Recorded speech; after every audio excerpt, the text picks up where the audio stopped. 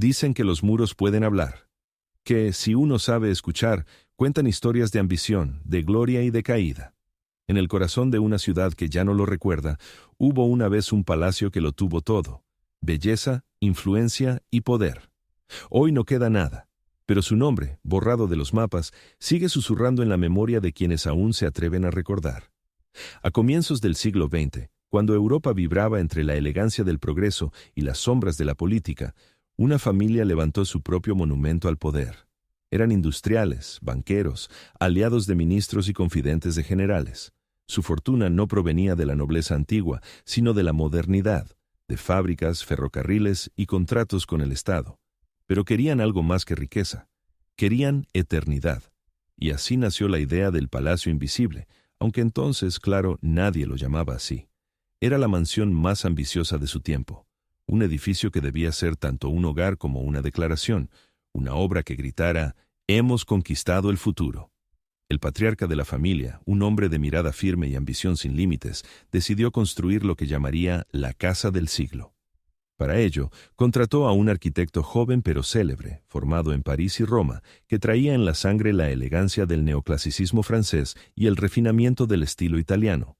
Era la época en que las ciudades querían parecerse a París y las familias ricas competían por erigir su propio Versalles en miniatura.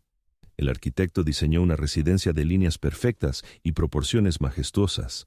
La fachada, bañada en piedra blanca, reflejaba la luz del sol como si fuera mármol puro. Las columnas corintias flanqueaban la entrada principal, coronada por un frontón tallado con alegorías del progreso, la industria y la patria. Cada detalle, desde las molduras hasta las verjas de hierro forjado, hablaba de poder y de gusto. En el interior, los salones seguían la moda del Grand Siècle francés: espejos dorados, techos pintados al fresco, lámparas de cristal traídas de Murano, tapices flamencos y muebles hechos a medida por artesanos de Viena. El mármol llegaba de Carrara, las sedas de Lyon, las alfombras de Persia. Nada era demasiado caro, nada demasiado ostentoso. Pero más allá del lujo, el palacio tenía un propósito: proyectar una imagen. Quien cruzaba sus puertas no solo veía riqueza, veía influencia. Los retratos familiares colgaban junto a escenas mitológicas, como si la estirpe recién nacida buscara legitimarse entre los dioses del arte. Los invitados, políticos, diplomáticos, artistas, incluso algún monarca en visita privada, entendían el mensaje. Aquella casa no era un hogar, era un manifiesto. En los jardines, trazados al estilo italiano, las fuentes cantaban entre esculturas clásicas. De noche, las farolas de gas iluminaban los senderos y el reflejo del agua convertía el aire en oro líquido. Allí se celebraban cenas, bailes de máscaras, conciertos. Era un microcosmos donde la burguesía se vestía de nobleza y la nobleza, en secreto, envidiaba su audacia. El Palacio Invisible, como lo llamarían años después los pocos que recordaban su esplendor, era el símbolo de una época que creía en el poder humano de crear belleza a través de la voluntad. Cada piedra era una afirmación de dominio, cada arco una promesa de permanencia. El arquitecto, entrevistado por una revista de arte en 1912, dijo: «No he construido una casa, he levantado un espejo para el siglo».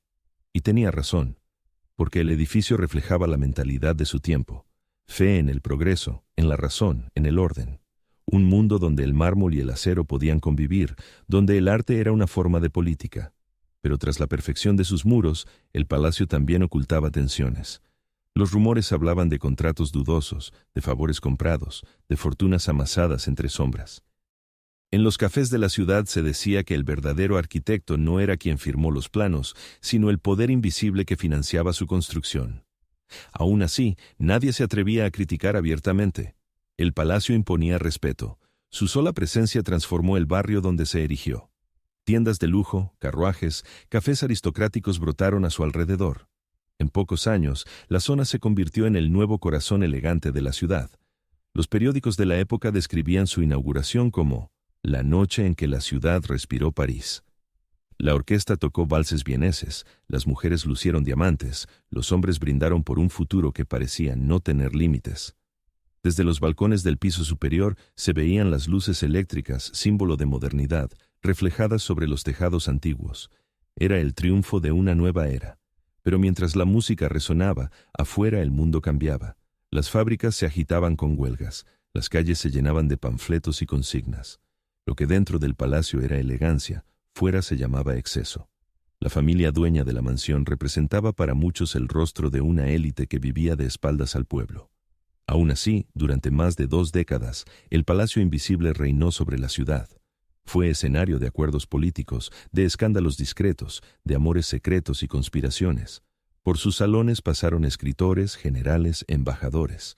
En una carta conservada en los archivos de un periódico, un invitado escribió: «Entrar allí era como salir del tiempo. Uno olvidaba que afuera existía el mundo. Y sin embargo, la historia siempre cobra sus deudas». Con el paso de los años, el esplendor comenzó a agrietarse.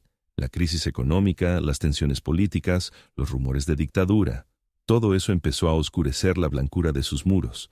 Lo que antes era símbolo de modernidad, ahora se percibía como arrogancia. Los herederos, más interesados en los placeres que en la prudencia, multiplicaron los gastos. Las fiestas se hicieron más extravagantes, los invitados más poderosos, pero también más peligrosos. La mansión, que había nacido del poder, empezaba a oler al fin de una era. El arquitecto murió antes de ver cómo su obra caía en desgracia. En su diario, una frase quedó escrita con tinta temblorosa: «Los palacios no mueren cuando se derrumban, sino cuando dejan de ser necesarios». Y así fue. Lo que había sido un emblema del progreso se transformó, poco a poco, en un símbolo incómodo. Nadie podía negar su belleza, pero pocos querían recordarla. En las fotografías de la prensa de los años 30, el palacio ya aparece rodeado de sombras, sus jardines descuidados, sus ventanas cerradas. El poder que lo había levantado empezaba a desmoronarse. Sin embargo, en aquellos días dorados, cuando el mármol brillaba y la música llenaba las noches, el palacio fue el corazón de una ciudad que soñaba con la eternidad, y quizás por eso, cuando desapareció, dejó un vacío imposible de llenar. Porque hay edificios que no se destruyen con el fuego ni con las demoliciones, se destruyen cuando la memoria deja de nombrarlos. El Palacio Invisible nació del poder. Pero, como todo lo nacido del poder, estaba condenado a enfrentarse con el tiempo. Durante un tiempo, el palacio no fue solo una residencia, fue el espejo en el que toda una ciudad quiso contemplarse. Lo llamaban la joya blanca, la casa del siglo, el orgullo de la capital. Su fachada relucía bajo el sol como una promesa de eternidad, y su sombra caía sobre las calles como un recordatorio de quién mandaba realmente. Cada día, carruajes relucientes se detenían frente a sus puertas de hierro forjado.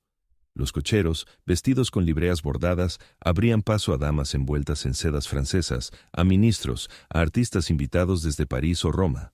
Allí, detrás de aquellas columnas, se definía el gusto, la moda, incluso el destino político de la ciudad. Los periódicos publicaban crónicas de sus fiestas con el mismo fervor con el que otros hablaban de guerras o tratados. Una noche en el palacio, decía un titular de 1914, vale por un año de vida. Las descripciones eran casi míticas, los jardines iluminados con miles de bombillas eléctricas, una novedad para la época. Los valses interpretados por orquestas vienesas, los aromas de rosas y champán flotando sobre la fuente principal. El Salón de los Espejos era el corazón de aquellas celebraciones. Allí, los músicos tocaban bajo un techo pintado con alegorías de la abundancia, mientras los invitados danzaban en un mar de reflejos infinitos. Se decía que quien bailaba allí por primera vez nunca olvidaba su imagen multiplicada hasta el infinito. En los balcones, los retratos de los antepasados observaban en silencio, como si aprobaran aquel derroche de vida. El palacio se convirtió en el epicentro de una élite que creía estar viviendo su propio siglo de oro. Cada noche de gala era un ritual de poder.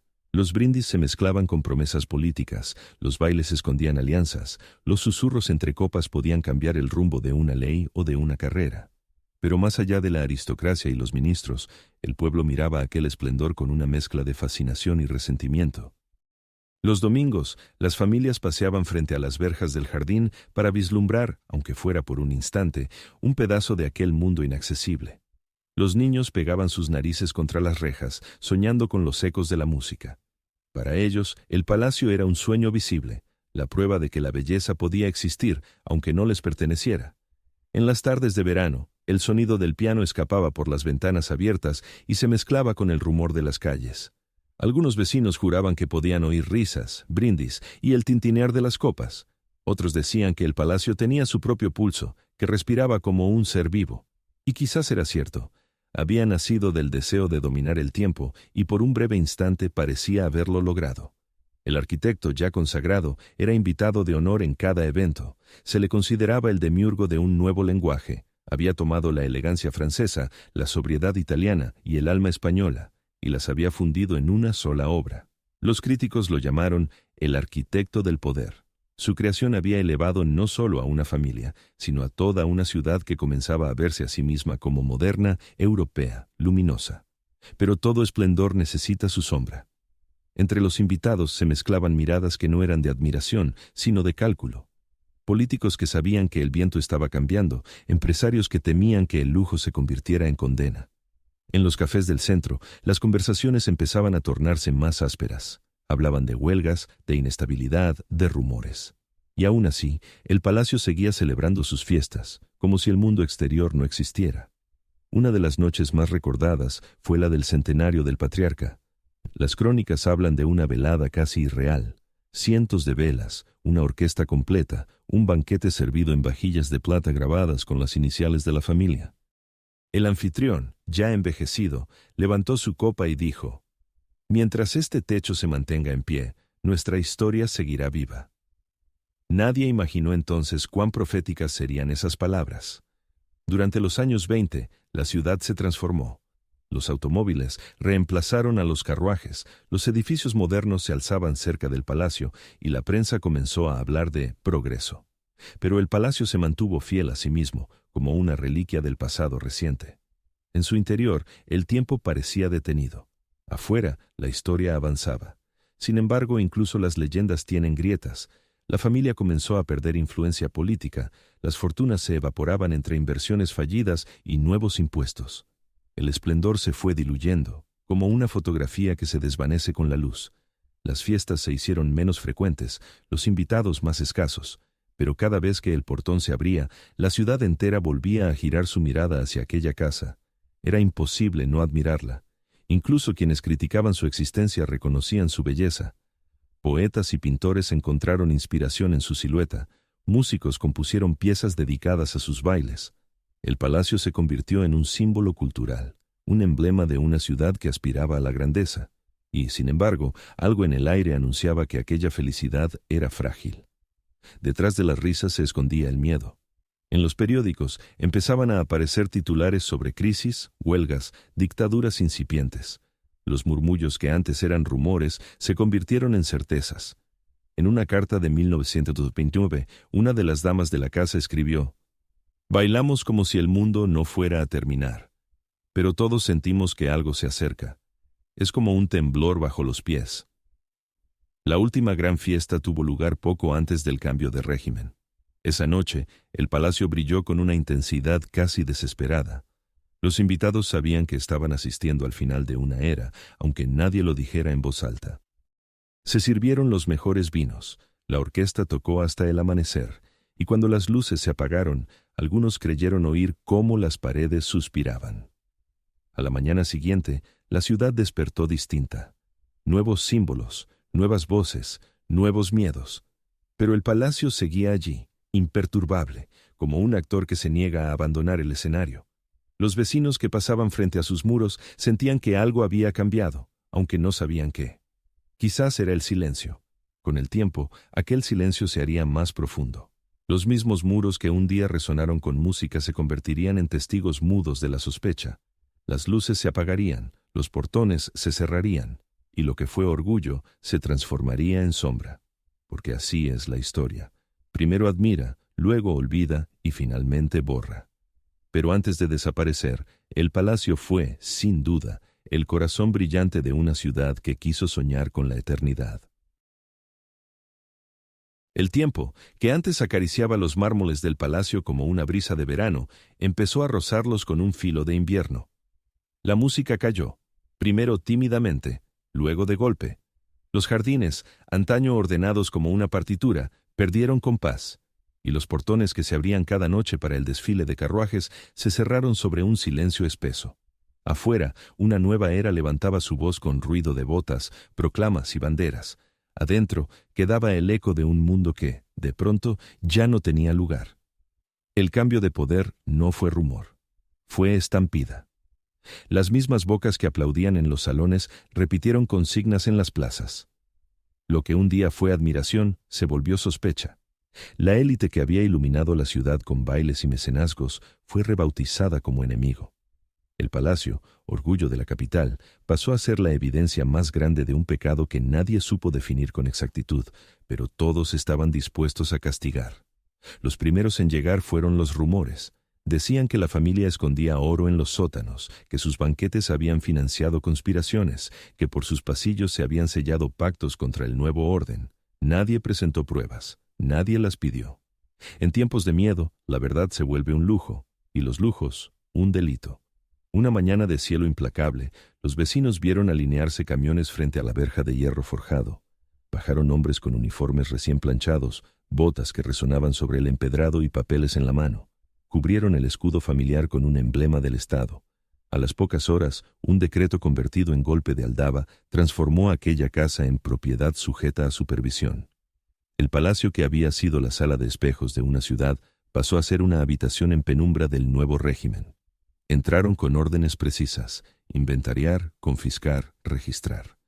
Las sílabas frías del inventario sustituyeron a las notas cálidas del piano. Se enumeró lo incomparable: un tapiz, 2 jarrones, 14 sillas, un cuadro grande, autor incierto. El lenguaje de la administración redujo la historia a columnas y cifras, y en ese tránsito, algunas piezas desaparecieron sin constar. Otras fueron declaradas útiles a la nación y salieron envueltas en sábanas que optaron por no preguntar. El jefe de la familia fue detenido entre 2 amaneceres, con acusaciones tan elásticas como irrefutables: colaboración con elementos contrarios al orden, apología del pasado. Su esposa y sus hijos se refugiaron en una casa vecina, desde cuyas ventanas vieron a los soldados parados donde antes posaban los músicos. Nadie sabía si aquella ausencia sería breve o definitiva. Todos aprendieron de golpe a no pronunciar nombres. Dentro del palacio, el aire cambió de olor. Donde antes flotaban el perfume de las gardenias y el vino frío, ahora había humo de cigarrillo, tinta, cuero mojado. Las lámparas de Murano fueron apagadas como luciérnagas atrapadas en vidrio. Las cortinas de seda cerradas, los espejos cubiertos de polvo, los relojes desajustados. El tiempo empezó a medirse en pasos de guardia. Algunos oficiales cruzaron los salones con el rigor de quien camina por un templo ajeno, otros con la avidez del que confunde trofeo con justicia. Se quedaron a dormir en habitaciones bautizadas con nombres de dioses, rompieron el hechizo de los retratos al retirarlos de la vista, sustituyendo con consignas nuevas las genealogías antiguas. El mármol siguió brillando, pero ahora reflejaba otras sombras. En una mesa de caoba se instalaron máquinas de escribir que no conocían descanso. Las teclas golpeaban como una lluvia metódica. El salón de los espejos, corazón de tantas noches de música, fue convertido en oficina. El despacho del patriarca en sala de interrogatorios, la biblioteca en depósito con candado. De los anaqueles se llevaron los libros con dedicatorias, los atlas con mapas que ya no existían, las cartas que contaban pequeñas verdades que a nadie interesaba oír. Los archivadores, con su crueldad impecable, aprendieron a mirar hacia otro lado. El personal que quedaba, 2 jardineros, un mayordomo envejecido, una costurera que no quiso marcharse, fue despedido o reubicado. El más joven de los jardineros desapareció una noche. Al amanecer, solo quedaban sus tijeras de podar, apoyadas contra la fuente seca. El mayordomo, en cambio, alcanzó a decir años después que el edificio empezó a encogerse. Pasillos clausurados, puertas que ya no llevaban a ninguna parte, habitaciones selladas. El palacio, como un animal herido, aprendía a ocultar su cuerpo. Afuera, la ciudad respiraba en frases cortas. Las calles cercanas al palacio, antes vitrina del lujo, se volvieron pasillos de vigilancia. La gente bajaba la voz al pasar, algunos cruzaban de acera sin darse cuenta. La casa se transformó en un punto ciego, una presencia tan evidente que se prefería ignorar. «Está ahí», decía el silencio, «pero no nos concierne. Nadie sabe cuándo empezó lo otro. Una luz encendida a deshora en el 3er piso, un camión que llegaba de madrugada, un portazo que no parecía del viento. En el palacio, la acústica era perfecta, y el miedo, mejor aún. Hubo quienes juraron escuchar llantos muy leves, una silla arrastrada, un murmullo detrás de una pared. Otros prefirieron creer que eran los recuerdos afinando su propia orquesta. El nuevo régimen, calculador, no quiso derribar el palacio de inmediato. Lo necesitaba. Durante un tiempo fue oficina, centro, cuartel, dependencia auxiliar, un eufemismo por cada sala. Allí se redactaron informes que no dejaron huella, se firmaron órdenes sin firma, se preguntaron cosas que no tenían respuesta. Las paredes aprendieron a guardar secretos más pesados que los retratos. Y en los listados oficiales, el edificio se convirtió en un número de expediente. La ciudad siguió viviendo alrededor, como el agua rodea una piedra. Cambiaron las rutas de los tranvías, los nombres de las calles, las estatuas de las plazas. A medida que el calendario avanzaba, el palacio se iba quedando sin estación. Los jardines se hicieron maleza, las fuentes quedaron vacías, el parque enmudeció. Algún día, alguien pintó con cal una flecha sobre el portón. Otro día, otra mano la borró con prisa. La casa era territorio de nadie y por tanto de todos los miedos. De vez en cuando algún funcionario con vocación de anticuario se detenía bajo los frescos, admiraba el cielo pintado y decía en voz baja, ¡qué desperdicio!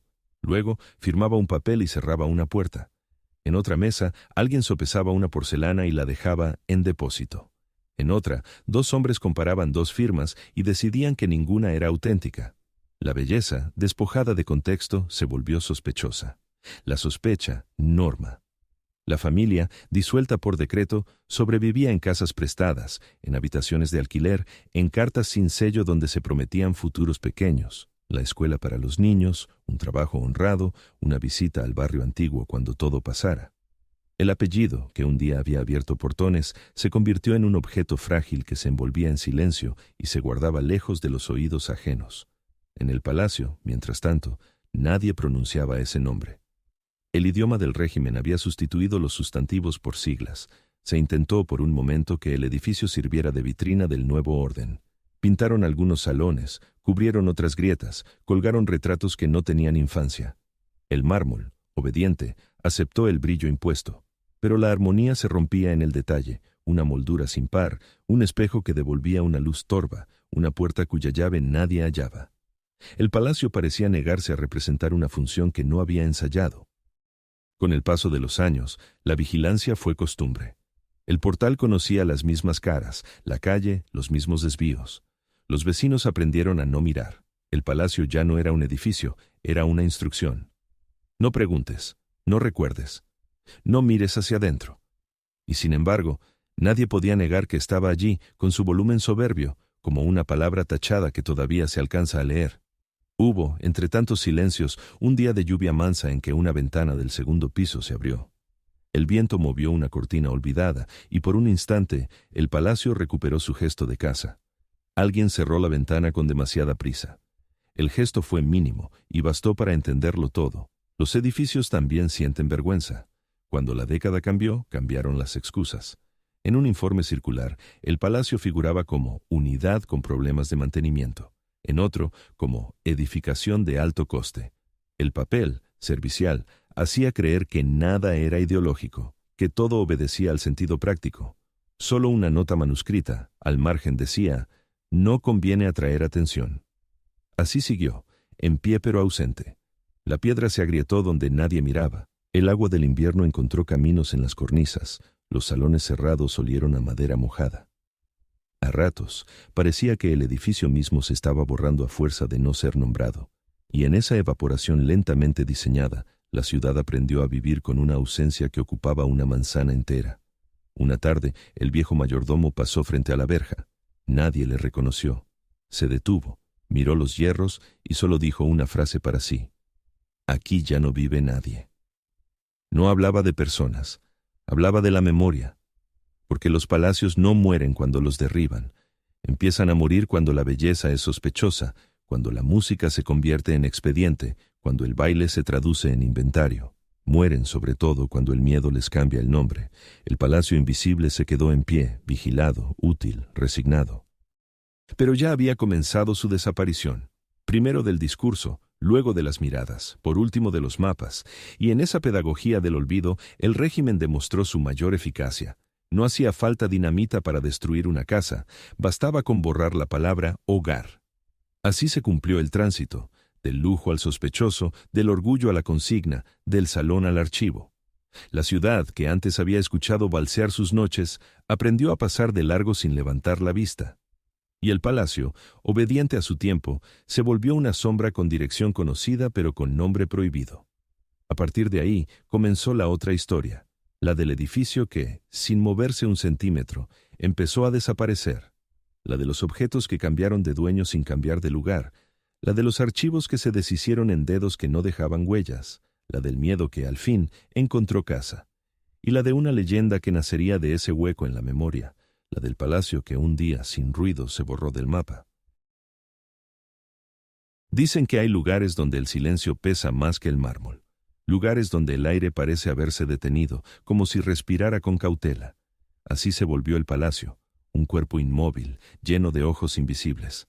Desde fuera parecía intacto, pero dentro, cada sombra tenía dueño, cada paso era un registro, cada susurro una amenaza. El poder había cambiado de rostro, y aquel edificio, antiguo emblema del lujo, se transformó en su espejo más oscuro. Lo que antes fue símbolo de belleza, ahora era un laboratorio del miedo. Los muros que habían resonado con música aprendieron un nuevo sonido, el de las órdenes breves, las cerraduras que se cierran, las voces que no regresan. El palacio fue asignado a un nuevo propósito. Oficialmente, dependencia administrativa. Extraoficialmente, todos sabían que se trataba de algo más. En sus sótanos se instaló una oficina de inteligencia. En los salones, mesas y escritorios reemplazaron los pianos y los cuadros. Donde antes colgaban tapices, ahora había mapas con líneas rojas y nombres tachados. Las lámparas encendidas a deshora dejaban ver siluetas que se movían sin hacer ruido. Los vecinos, al pasar, bajaban la voz. El edificio se volvió un punto ciego. Todos sabían que estaba ahí, pero nadie lo mencionaba. De noche, las luces de las ventanas brillaban como pupilas despiertas. Algunos juraban haber visto entrar autos negros, siempre los mismos, siempre sin placas. Otros decían que, en las madrugadas, se escuchaban golpes sordos, pasos arrastrados, el eco de una puerta metálica. Nadie tenía pruebas, nadie las buscaba. El régimen había comprendido que el miedo es más eficaz cuando no se explica. Y el palacio, con su majestad herida, era el escenario perfecto. El lujo sobreviviente servía para impresionar, su historia para justificar. Los funcionarios que trabajaban allí decían que el edificio tenía carácter. Lo que no decían era que ese carácter se alimentaba de lo que callaban las paredes. En los archivos del Estado, el palacio aparece mencionado solo en notas dispersas: centro temporal, dependencia de resguardo, espacio clausurado. Nunca un nombre claro, nunca una función precisa. Era una sombra administrativa. Pero dentro, la rutina era inconfundible: interrogatorios, vigilancia, almacenamiento de documentos. Algunos decían que había una habitación sin ventanas donde se guardaban los archivos confiscados de las viejas familias. Otros, que allí se mantenían ciertos objetos que no podían mostrarse al público. Un antiguo escribiente, entrevistado muchos años después, describió así su experiencia. No había relojes, y nunca sabías si era de día o de noche. Todo olía a tinta y metal caliente. A veces se escuchaba un grito breve y después nada. Pero lo peor era el silencio, ese silencio que no se atrevía a morir. El edificio mismo parecía vigilar a quienes lo habitaban. Los espejos, opacados por el polvo, reflejaban rostros tensos, uniformes grises, ojos cansados. Algunos empleados aseguraban sentir que el suelo vibraba débilmente, como si bajo las baldosas hubiera algo vivo. Las escaleras crujían con pasos que nadie daba. En los corredores las bombillas parpadeaban aunque el cableado fuera nuevo, y en las noches de lluvia el viento silbaba por las rendijas con un tono que parecía casi humano. Los pocos objetos del pasado que sobrevivieron, un reloj de bronce, una estatua sin pedestal, una cortina descolorida, se convirtieron en testigos mudos. A veces, algún burócrata los miraba con nostalgia, preguntándose quién había vivido allí antes, pero enseguida apartaba la mirada. En el nuevo orden, la nostalgia también era peligrosa. Con el paso de los años, el palacio fue acumulando capas de secretos. Los archivos del viejo régimen fueron traídos allí para custodia, pero nunca se devolvieron. Los cuadros confiscados se apilaron en sótanos húmedos. Las estatuas, cubiertas con sábanas, esperaron un rescate que nunca llegó. Muchos de esos objetos desaparecieron sin registro alguno. Nadie supo si fueron destruidos, vendidos o simplemente olvidados. En una de las pocas fotografías que se conservan, tomada de forma clandestina, se ve la fachada del palacio a media luz. Las ventanas del segundo piso están tapiadas, la puerta principal custodiada por 2 soldados. En el margen inferior, alguien escribió a lápiz: «Aquí se escucha el pasado». Esa frase, encontrada décadas más tarde en un archivo perdido, fue lo único que sobrevivió del informe original. Mientras tanto, la ciudad seguía cambiando. El progreso industrial transformó los alrededores, edificios modernos, tráfico, ruido. Pero el palacio permanecía ajeno, anclado en su propia sombra. Nadie se atrevía a tocarlo, como si su sola existencia impusiera una advertencia. Las autoridades preferían mantenerlo cerrado. Por motivos de seguridad, era más fácil dejarlo podrirse que explicar su historia. Hubo quienes intentaron investigarlo. Periodistas jóvenes, arquitectos, historiadores.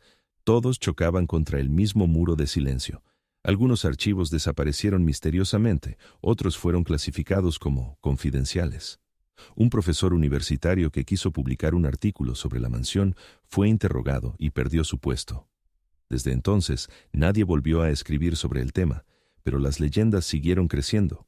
Se decía que en las noches más quietas aún podía escucharse un piano lejano, como si el edificio recordara su antigua vida, que en los espejos del pasillo principal se reflejaban figuras vestidas de época, aunque el pasillo estuviera vacío, que una de las habitaciones del ala norte siempre olía a rosas frescas, aunque hacía décadas que no se plantaban flores allí. Con el tiempo, la línea entre la realidad y el mito se borró.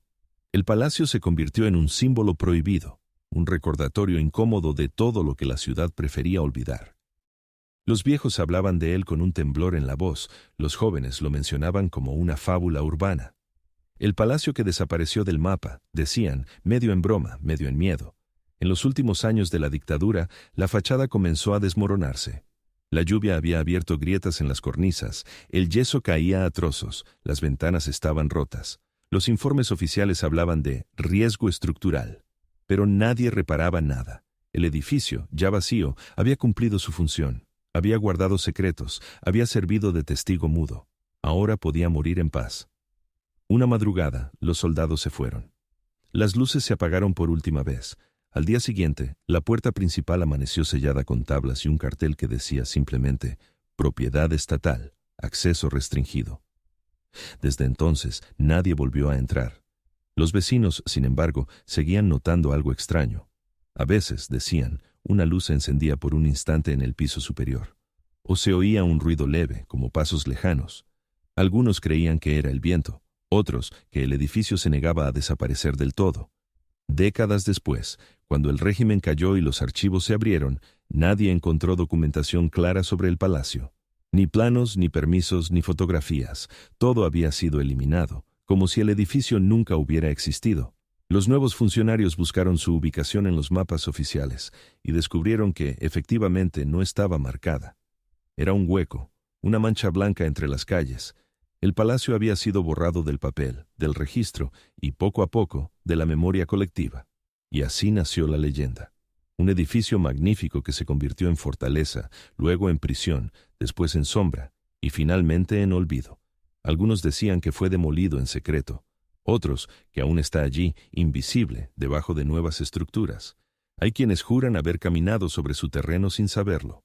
Pero algo es cierto, los lugares no mueren, solo cambian de forma. Y hay memorias que, por mucho que se oculten, siguen filtrándose entre las grietas del tiempo. El palacio invisible, aquel que nació del poder y fue tomado por el miedo, se transformó en mito. Un mito que, incluso hoy, sigue vigilando. No con soldados, sino con la mirada silenciosa de los que aún lo recuerdan. Porque cuando una ciudad borra un lugar, no lo destruye. Lo condena a sobrevivir dentro de su propia conciencia. Y en esa condena, el palacio sigue vivo, aguardando, como una verdad enterrada, a que alguien, algún día, se atreva a pronunciar su nombre en voz alta otra vez. El final no llegó con estruendo, sino con papeleo. Ninguna explosión, ningún incendio, ningún acto heroico. Solo un decreto. Una orden seca, sin firma visible, sellada con la burocracia del olvido. Así comenzó la desaparición oficial del palacio. Décadas de silencio habían convertido al edificio en un fantasma legal. No figuraba en los registros urbanos, no aparecía en los mapas, no pertenecía a nadie. Y sin embargo seguía allí, obstinado, resistiendo entre grietas, polvo y silencio. Hasta que un día, en los despachos del poder, alguien decidió que ya era suficiente. El argumento fue técnico, impecable, aséptico. Estructura inestable, riesgo de colapso, demolición recomendada. Ninguna mención a su historia, ninguna palabra sobre su valor cultural. Solo el lenguaje neutro del que mata sin mancharse las manos. Los operarios llegaron una mañana de invierno. Nadie anunció su llegada, pero todos sabían que venían. Camiones, cascos amarillos, maquinaria pesada.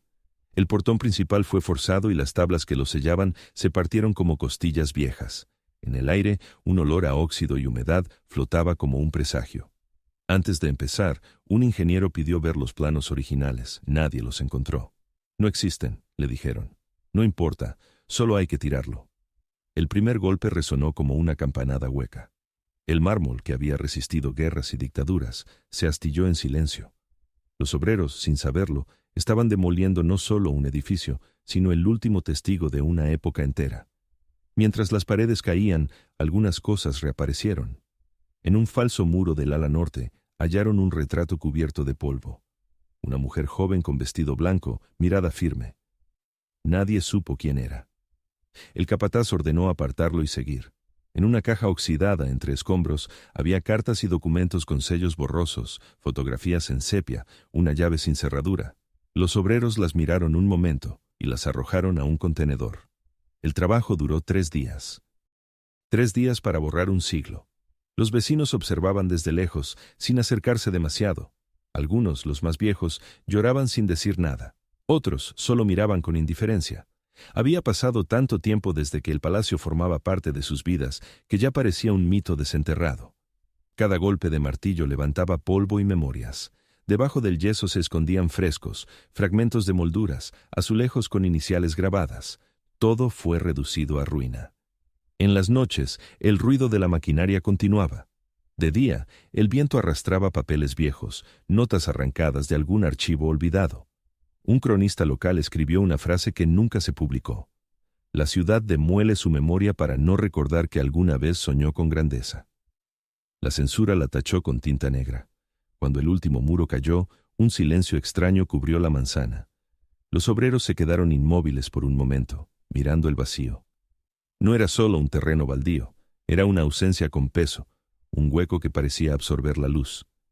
Aquí había algo, dijo uno. Sí, respondió otro, pero ya no importa. El suelo cubierto de polvo blanco parecía un sudario. El aire olía a cal viva. En un rincón, una columna fracturada se mantenía en pie, obstinada, como si aún se negara a rendirse. Al día siguiente, una excavadora la derribó. El gobierno anunció que el espacio sería reutilizado con fines públicos. Nadie supo cuáles. En algunos papeles se mencionaba la construcción de una escuela, en otros de un edificio administrativo. Al final, no se construyó nada. Solo quedó un terreno vallado donde la hierba crecía entre los restos. En los archivos oficiales, la demolición aparece descrita como intervención técnica sin relevancia histórica. No hay fotografías, ni actas, ni planos posteriores. Es como si la ciudad hubiera firmado un pacto con el olvido. Durante un tiempo, la gente siguió evitando pasar por allí.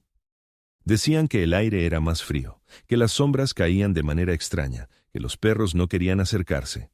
Algunos vecinos juraban escuchar ruidos al anochecer, el sonido lejano de un piano, el tintinear de una copa, una voz femenina que recitaba un nombre, pero con los años hasta esos rumores se fueron apagando. En los bares y cafés cercanos, los más ancianos hablaban en voz baja. ¿Te acuerdas del palacio?, preguntaba alguno. Claro, respondía otro, estaba por aquí, o quizá un poco más allá. Nadie lo sabía con certeza. El lugar exacto había desaparecido de la memoria colectiva. Una nueva generación creció sin saber que alguna vez existió aquel edificio. En los libros de historia locales no hay una sola mención. Los museos no conservan objetos, los archivos no guardan planos, las hemerotecas están vacías de su nombre. Todo fue cuidadosamente borrado, capa por capa, como una pintura rehecha sobre un lienzo antiguo. Un día, un arqueólogo aficionado comenzó a excavar en la zona. Encontró fragmentos de cerámica, pedazos de mármol tallado, una insignia de metal con un escudo borroso. Intentó registrar el hallazgo, pero su solicitud fue denegada. No hay constancia de que allí existiera ningún edificio de ese tipo, le respondieron. El arqueólogo insistió. Entonces, ¿De dónde salen estas piedras? Nadie contestó. El olvido se volvió política de Estado y el palacio, un fantasma administrativo. Su nombre, eliminado de los censos, de los catastros, de los mapas. Ni siquiera las coordenadas coincidían. En un documento figuraba una fábrica, en otro un jardín, en otro nada. Era como si la tierra misma se hubiera tragado su historia. Pero la memoria no obedece a los decretos. En las noches tranquilas, el viento del barrio aún soplaba con un sonido particular, como si pasara entre columnas invisibles. Algunos juraban que al cruzar la manzana sentían una corriente de aire frío, una especie de presencia. Los escépticos decían que era sugestión. Los viejos, en cambio, sabían la verdad. El pasado, cuando se intenta enterrarlo, nunca deja de respirar. Años después, un periodista curioso descubrió una carta anónima en el archivo municipal. Estaba fechada meses antes de la demolición y dirigida a un alto funcionario. Decía: si destruyen el palacio, destruirán también la última prueba de lo que fuimos. Tal vez eso es exactamente lo que quieren. Nadie firmó la carta. Nadie respondió. El vacío con el tiempo se llenó de rutina. La gente comenzó a estacionar autos en el terreno, luego a usarlo como atajo. El polvo cubrió los restos. Lo que alguna vez fue el símbolo del poder y la belleza se convirtió en un espacio sin nombre, donde la historia se mezclaba con la grava. A veces los niños jugaban allí. Corrían entre las piedras sin saber que pisaban el suelo donde una vez se alzaron escaleras de mármol y lámparas de cristal. Una anciana los observaba desde una ventana cercana. Cuando uno de los niños tropezó, ella murmuró: «El palacio aún no los deja ir». Así terminó el edificio más imponente de su tiempo, no con fuego, sino con indiferencia, no con ira, sino con silencio. Su desaparición fue tan metódica que resultó perfecta. Nadie protestó, nadie preguntó. La ciudad siguió viviendo, agradecida por el nuevo espacio, sin notar el hueco que había dejado en su alma. Porque el olvido también puede planificarse.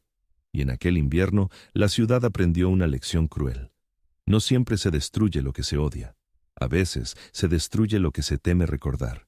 El palacio invisible, nacido del poder y corrompido por la sospecha, había cumplido su último destino. Su demolición no fue un accidente ni una necesidad técnica. Fue un acto de limpieza simbólica, una manera de borrar, piedra por piedra, el reflejo incómodo de un pasado demasiado grande para caber en el presente.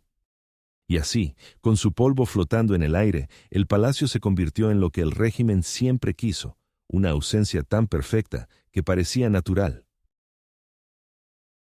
Hay vacíos que pesan más que un edificio, vacíos que, al mirarlos, devuelven la mirada. Cuando el palacio desapareció, no quedó una plaza ni un monumento, tampoco una placa discreta que dijera «aquí». Quedó un terreno despojado de nombre, un rectángulo de tierra cercado con malla metálica, un hueco en el que la ciudad evitaba detenerse. Como si mirar de frente fuera admitir que había algo que recordar. Al principio prometieron un proyecto. Siempre hay un proyecto. Un parque público, un centro cultural, una escuela. Palabras que suenan bien, que anestesian. Pasaron meses y luego años. Vinieron elecciones, presupuestos, prioridades. Un día, alguien retiró el cartel con la imagen ideal de jardines y bancos nuevos. Nadie notó cuándo. El terreno quedó como quedan las cosas que no se deciden, a la intemperie. La hierba creció donde antes había mármol. Entre los restos invisibles se alzaron flores humildes, amarillas y tercas, que nadie plantó y que nadie cuidó. De tarde en tarde la verja se abría para dejar pasar camiones que descargaban grava o retiraban escombros de otras obras. El lugar se convirtió en depósito de lo provisorio, como si su destino fuese sostener lo que todavía no encuentra lugar. Poco a poco, el vacío adquirió usos de supervivencia. Por las mañanas, algunos vecinos acortaban camino cruzando el solar. El polvo levantado por sus pasos dibujaba senderos que ningún urbanista diseñó. Por las noches, un coche se estacionaba bajo la sombra sin árboles, otro detrás, otro más. Nacía así un aparcamiento temporal que duraría años, hileras de vehículos alineados donde antes relucían escalinatas de mármol. El pedal de freno dejó un mapa de huellas sobre el suelo en que un día resonaron valses. Los niños aprendieron a jugar en aquel descampado. Inventaron porterías con piedras, pistas de bicicletas con montones de tierra, casitas con cajas de cartón. Ninguno sabía qué había sido ese lugar. Ninguno lo necesitaba para reír. Ellos construían su palacio con lo que encontraban: una tabla, un listón, una cuerda. Y de algún modo, quién sabe, quizá devolvían al vacío una forma de vida que le habían negado. Los mayores, en cambio, evitaban hablar. Allí había algo, decían, pero ya no importa. Los más viejos corregían. Allí hubo un palacio. Y al decir palacio, bajaban la voz como si pronunciarlo fuese un acto de desobediencia. Entre cafés y sobremesas, el tema brotaba y se disolvía. Unos mencionaban una fachada blanca, otros un salón de espejos, alguien recordaba una fiesta vista desde la calle, cuando era niño. Nadie lograba ubicar la puerta exacta, la escalera precisa, la ventana donde colgaba la luz. La memoria, privada de un punto de anclaje, se deshilachaba. Los mapas oficiales, siempre diligentes, sellaron el olvido. Allí no figuraba nada, un bloque en blanco entre manzanas con nombres. El vacío recibió así su identidad legal: ser nada. Las fotografías antiguas faltaban en las hemerotecas. Los legajos que pudieron contarlo estaban en revisión o extraviados. El palacio se había ganado, al fin, el destino que el régimen le había escrito: ser una ausencia perfecta. Pero el vacío guarda voces. Una tarde de viento, una vecina oyó un vidrio que no estaba. Otra juró sentir el aroma brevísimo de rosas en un ángulo del solar, allí donde ninguna planta crecía. Un anciano aseguró haber visto, al atardecer, el reflejo de una barandilla que ya no existía. No había pruebas, solo intuiciones. Sin embargo, el barrio comenzó a reconocer un rumor bajo los ruidos del día. Un susurro que parecía subir desde el suelo, como si la tierra recordara más que los hombres. Con el tiempo, la ciudad intentó formalizar el olvido. Un promotor propuso levantar un edificio de viviendas, se aprobaron permisos, se colocó una valla opaca con renders brillantes, se hicieron catas. La excavadora no tardó en tropezar con una resistencia inesperada: cimientos. Fragmentos duros, líneas que dibujaban bajo tierra la huella de otro diseño. Un ingeniero tomó medidas, un topógrafo trazó coordenadas, un funcionario pidió discreción. Aquello no paró la obra, solo cambió la profundidad de los pozos y el vocabulario de los informes. Donde el plano decía terreno firme, el informe escribió material heterogéneo. Entre lo heterogéneo, algunos obreros guardaron en los bolsillos un trozo de moldura, una baldosa con iniciales, un botón dorado oxidado. Nadie lo reportó. El vacío también enseña a callar. El proyecto se atrasó. Las grúas dejaron su brazo alzado contra el cielo durante meses, como una pregunta a la que nadie contestaba. La verja se volvió muro, y el muro, grafiti. Alguna mano pintó: aquí hubo. Alguien más borró el verbo. Después, otra mano añadió: ¿qué? El diálogo quedó así, incompleto, como si el terreno hubiera encontrado su única manera de hablar. Un día llegaron camiones con tierra nueva. Rellenaron, nivelaron, compactaron. El vacío se transformó en superficie disponible. Al poco tiempo, una empresa colocó un cartel: próximamente estacionamiento. Y así fue. Pintaron líneas blancas sobre la memoria, enumeraron plazas. Instalado el parquímetro, el olvido comenzó a recaudar. Las ruedas siguieron dibujando círculos encima del lugar donde estuvo el salón mayor. La historia, que un día se midió en banquetes y manifiestos, empezó a contarse en tickets por hora. No faltó quien celebrara la utilidad. Al fin algo práctico, dijeron. La ciudad, cansada de promesas, encontró consuelo en lo inmediato. El vacío, domesticado, ofrecía su servicio simple de plano seco donde dejar el coche y seguir. Nadie se detenía a mirar la línea de sombra que aún cruzaba el mediodía de esquina a esquina, exacta como un recuerdo. Nadie reparaba en la brisa más fría que corría desde el centro del solar hacia las aceras.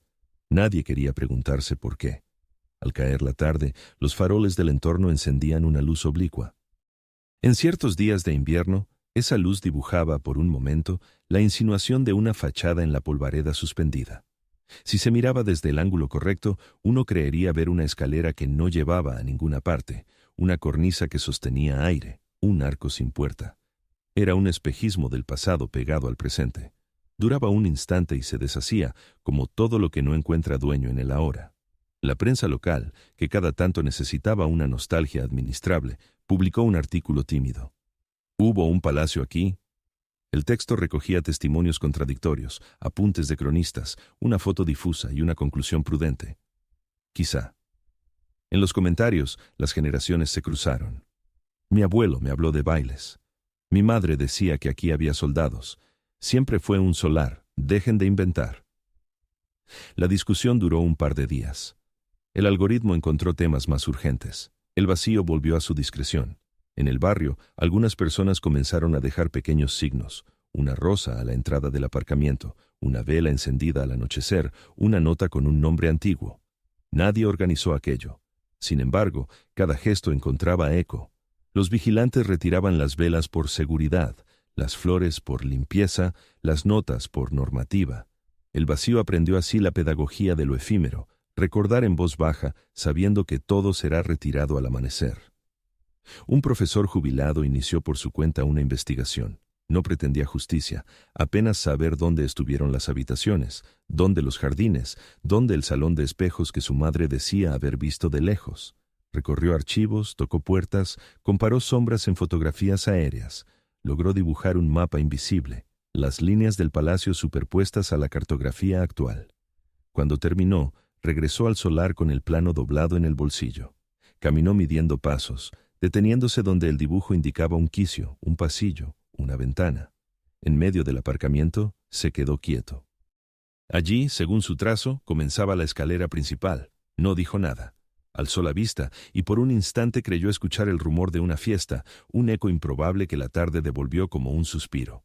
Luego, un claxon cortó la escena. Guardia de tráfico. Realidad. El profesor sonrió para sí, guardó el papel y siguió andando. No necesitaba convencer a nadie. Había encontrado el palacio que buscaba, bajo sus pies.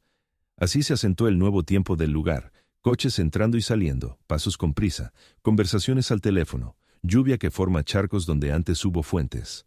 Los charcos, sin embargo, conservan caprichos del terreno antiguo, se forman siempre en el mismo sitio, con la misma forma, como si recordaran el borde de una pileta que ya no existe. Los perros se paran a oler un punto específico junto a la verja. Los niños, sin saber por qué, repiten en sus juegos el rodeo de una curva inexistente en la esquina norte. La memoria del suelo instruye, en secreto, a los cuerpos. Un día cualquiera, pasó por allí un viajero que no era del barrio. Se detuvo, sacó una cámara, encuadró el vacío, disparó. Nadie fotografía un aparcamiento, salvo que esté viendo otra cosa. Tal vez, sin saberlo, repitió el gesto del primer arquitecto, ese de levantar un espejo para el siglo, solo que ahora el espejo devolvía una nada útil, donde un día se reflejó una ambición. La foto circuló en redes. La ciudad y sus huecos. Recibió algunos corazones, varios bostezos y un comentario de un usuario anónimo. Aquí había un palacio. Nadie respondió. Y sin embargo, el vacío no es la nada. Es una forma de presencia que duele porque carece de forma. En el lugar donde la ciudad borró un edificio, lo que permanece es la evidencia de su propia amputación. No es solo espacio libre, es la huella de lo que fue. Una cartografía del silencio, una ausencia que ocupa. Con el paso de los años quizás se construya al fin algo, una plaza, un bloque de viviendas, un centro cívico. Será bienvenido. El barrio lo merecerá. Pero pase lo que pase, bajo el hormigón recién vertido seguirá intacta la geometría de unas salas, la traza de un jardín, la curva de una escalera. Ningún plano nuevo puede borrar el relieve íntimo de la tierra, y ninguna inauguración, con cintas, discursos y aplausos, podrá clausurar del todo la pregunta que flota sobre ese rectángulo de aire. ¿Qué nos hace una ciudad cuando decide olvidarse? Porque el vacío en el terreno es también un espejo. Nos devuelve la imagen de una comunidad que, por miedo o por cansancio, aceptó vivir sin un pedazo de su memoria, y así como un edificio se sostiene en columnas, una ciudad se sostiene en recuerdos. Quita uno y cede el dintel, quita varios y el horizonte se inclina. El palacio invisible ya no está, pero el hueco que dejó se volvió el lugar más sincero del barrio. Allí no hay fachada que maquille ni placa que domestique, solo una verdad abierta al cielo. La historia no desaparece. La historia espera. Espera una voz, un plano, una mano que señale y diga aquí. Hasta que eso ocurra, el vacío seguirá haciendo su trabajo silencioso. Recordar con su sola forma. Y cada vez que un peatón atraviese el solar, cada vez que una rueda gire sobre las líneas blancas, cada vez que el viento levante un poco de polvo al atardecer, el lugar repetirá sin palabras su oración más antigua. Hubo. Y mientras haya alguien dispuesto a escuchar ese tiempo verbal, el palacio, aunque borrado, seguirá encontrando la manera de existir. Dicen que el olvido es invencible, pero siempre hay alguien que recuerda. Un rostro, una carta, una fotografía rescatada del polvo. A veces basta un hilo diminuto para tirar de toda la historia. Y así, años después de la desaparición del palacio, cuando el silencio parecía definitivo, comenzaron a escucharse voces. Voces quebradas, susurradas, obstinadas. Voces de quienes habían sobrevivido no solo a una dictadura, sino también al vacío. Todo empezó con una caja. Una tarde cualquiera, en un archivo provincial, un empleado descubrió un legajo sin catalogar, escondido detrás de un mueble antiguo. Dentro había documentos con membretes borrados, cartas sin fecha, fotografías dobladas. En una de ellas se veía una fachada blanca, columnas y un jardín. Al dorso, una nota escrita a mano. Año 1927, nuestra casa. Nadie reconoció el lugar, pero alguien, en algún momento, había querido dejar constancia de que existió. Esa caja fue la primera grieta en el muro del olvido. Los historiadores la siguieron como quien sigue un eco. Encontraron nombres dispersos, el de un arquitecto, el de una familia borrada de los registros, el de una dirección que ya no figuraba en ningún plano. Y detrás de los papeles aparecieron personas, los últimos testigos de una historia que se negaba a morir. Entre ellos estaba Elena de Robledo, nieta de uno de los sirvientes del palacio. Vivía en una casa humilde, a las afueras de la ciudad. Cuando la entrevistaron, mostró un pequeño medallón oxidado con las iniciales LR grabadas. «Era de mi abuela», dijo. Ella servía en la cocina. Decía que el palacio era como un mundo dentro del mundo. Todo brillaba, pero nadie podía tocar nada. Su voz temblaba al recordar. Contó cómo, de niña, su abuela le hablaba del sonido de los banquetes, del olor a cera y rosas, del miedo que empezó una mañana cuando los soldados llegaron. Dijo que esa noche los espejos se oscurecieron solos, como si el palacio hubiera entendido lo que venía. Otro testimonio vino de un hombre que apenas quería dar su nombre, Julián, hijo del jardinero desaparecido. Tenía 80 años. Conservaba una libreta de su padre cubierta de tierra y humedad. Entre dibujos de plantas y medidas de jardines había frases sueltas, casi poemas. Una de ellas decía: «Las raíces no saben mentir, siempre recuerdan dónde nacieron». Cuando Julián la leyó en voz alta, sus ojos se llenaron de lágrimas. Mi padre decía que el jardín respiraba, que aunque lo quemaran, las raíces volverían a empujar desde abajo. Los investigadores escucharon muchas historias como esas. Algunas eran vagas, otras demasiado precisas para ser inventadas. Un anciano recordó el sonido de las campanas del portón, una mujer, el reflejo del sol en los ventanales. Todos coincidían en algo. El palacio no desapareció del todo. Siguió vivo en los recuerdos, en las frases repetidas en las cenas familiares, en los sueños donde aún se oían los pasos sobre el mármol.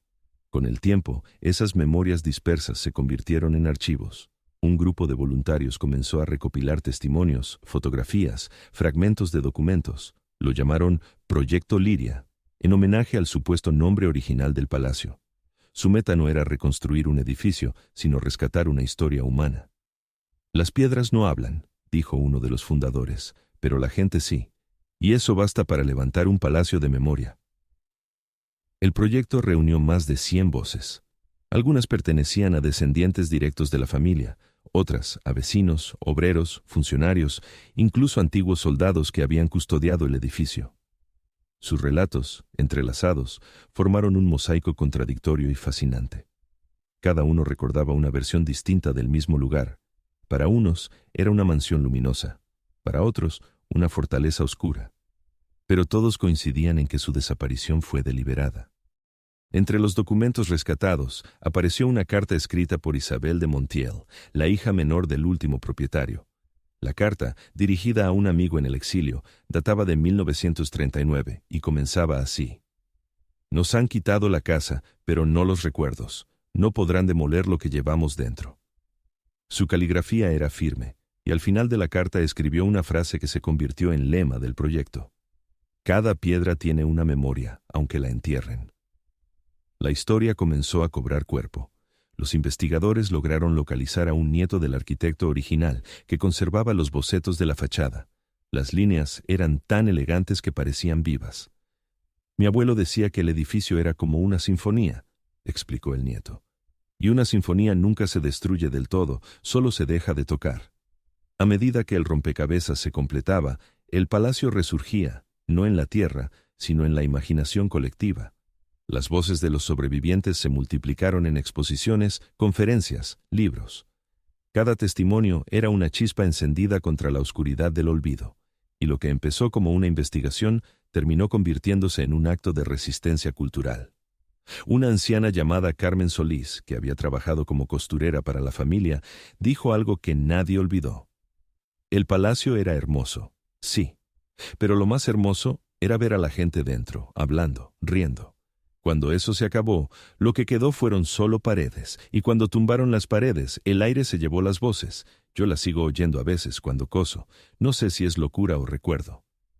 En una exposición organizada años después, colocaron una grabación de su voz junto a otras. Era un montaje de susurros, risas y frases breves. Sonaba como un viento humano. Los visitantes salían con lágrimas en los ojos. Uno de ellos escribió en el libro de visitas: «No conocí el palacio, pero ahora lo echo de menos».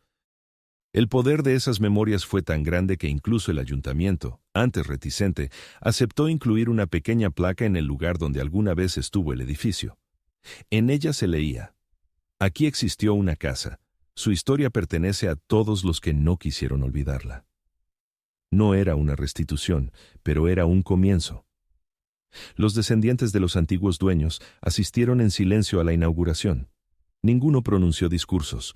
Uno de ellos, un hombre de rostro sereno, dejó una rosa blanca sobre el suelo. Luego se marchó. No dijo palabra alguna, pero los que lo vieron supieron que aquello era un adiós y al mismo tiempo un regreso. El proyecto Liria siguió creciendo. Las escuelas locales empezaron a enseñar la historia del palacio como un ejemplo de memoria recuperada. Los estudiantes crearon dibujos, maquetas, relatos inspirados en los testimonios. En los muros del barrio aparecieron murales con la silueta del edificio, pintados en tonos desvaídos como si emergiera desde la niebla.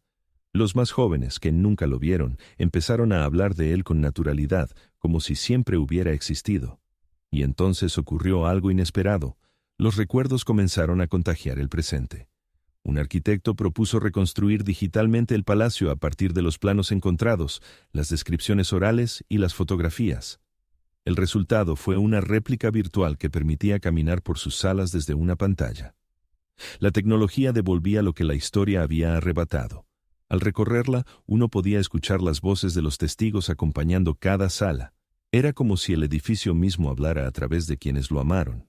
Así, el palacio renació, no de piedra, sino de memoria, no como monumento al poder, sino como testimonio de resistencia.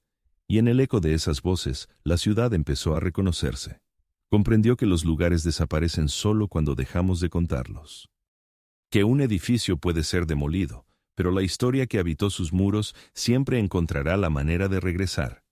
El palacio invisible, borrado de los mapas, volvió a existir en las palabras de los que sobrevivieron a su sombra.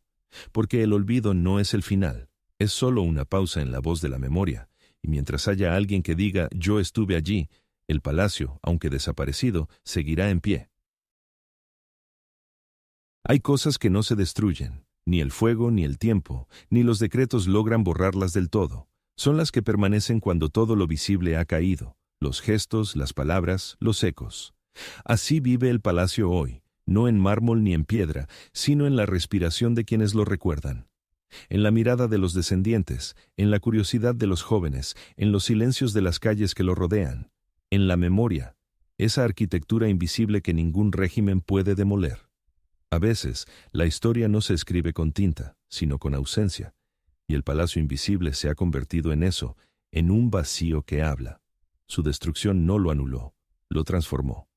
Lo que un día fue símbolo de poder, luego de sospecha, y más tarde de olvido, hoy es un reflejo de la eternidad humana. Esa necesidad obstinada de recordar, de reconstruir, de darle sentido al pasado para poder seguir siendo. Cada ciudad tiene un fantasma que la define. Una ruina, una plaza, una cicatriz.